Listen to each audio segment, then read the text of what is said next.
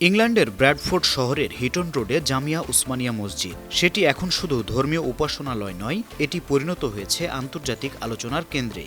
কারণ এই মসজিদে নামাজের পাশাপাশি শুরু হয়েছে প্রবীণ পুরুষদের জন্য পিলাটিস ক্লাস। এই ক্লাস ইতোমধ্যে টিকটক ও ফেসবুকে ২০ লাখেরও বেশিবার দেখা হয়েছে। ধর্মীয় প্রতিষ্ঠানের সঙ্গে আধুনিক স্বাস্থ্য সচেতনতাকে এমনভাবে যুক্ত করার এই উদ্যোগ বিশ্বজুড়ে ব্যাপক প্রশংসিত হচ্ছে।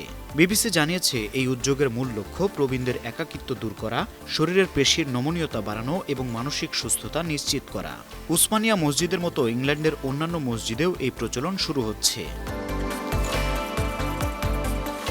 মসজিদ কমিটির সাধারণ সম্পাদক মোহাম্মদ ইলিয়াস বিবিসিকে বলেছেন, তাদের স্বপ্ন ছিল প্রবীণদের ঘরের ৪ দেয়ালের ভেতর বন্দি না রেখে একটি প্রাণবন্ত সামাজিক পরিবেশে নিয়ে আসা। মসজিদ শুধু নামাজের জায়গা নয়, একটি কমিউনিটি হাব হয়ে ওঠে। প্রশিক্ষক যারা কায়ানির তত্ত্বাবধানে পরিচালিত এই পিলাটিস ব্যায়ামগুলো পিঠের ব্যথা কমানো, শরীরের ভারসাম্য রক্ষা এবং চলাফেরার সক্ষমতা বাড়াতে বিশেষভাবে সহায়ক। ক্লাস শেষ হলে শুরু হয় ফল, চা ও বিস্কুটের আড্ডা।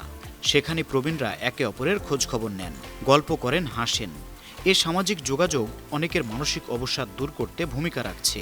এই উদ্যোগে অংশগ্রহণকারীদের জীবনে পরিবর্তনের গল্পগুলো দারুণ অনুপ্রেরণাদায়ক। ৬২ বছর বয়সী আবিদ খান নামে একজন ২০২৪ সালে হার্ট ট্রান্সপ্লান্ট করিয়েছিলেন। তিনি জানান, এই ক্লাস তাকে শুধু শারীরিকভাবে নয়, মানসিকভাবেও নতুন জীবন দিয়েছে।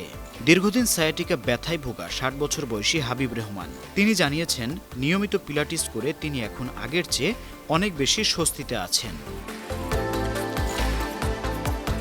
মসজিদটির কার্যক্রম এত বেশি জনপ্রিয় হয়ে উঠেছে যে সাময়িকভাবে নতুন সদস্য ভর্তি বন্ধ আছে। তবে পাশেই একটি নতুন ভবন নির্মাণ করা হচ্ছে।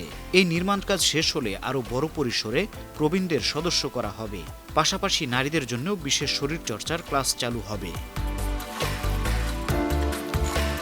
আন্তর্জাতিক ডেস্ক, ৫২ টিভি।